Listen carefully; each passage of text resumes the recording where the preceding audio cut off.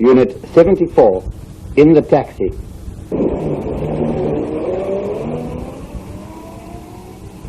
Oh, what a lovely spot. What's that, Larry? That's Rockefeller Center. See the rink over there?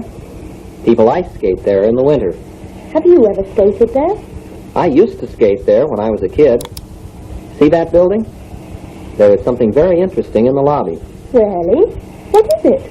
A painting on the ceiling. It represents Atlas carrying the world on his back. The picture seems to move with you as you cross the lobby. We'll come tomorrow and take a look.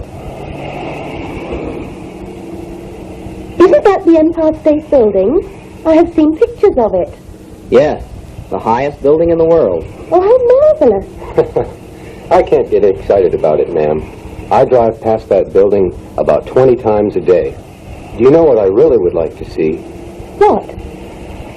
Buckingham Palace. Buckingham Palace? You know, driver, I drive past Buckingham Palace twice a day, sometimes 4 times. I can't get excited about it either. Well, that's the way it is. Here's the Sheldon, sir. How much is the fare? $2.75. Keep the change.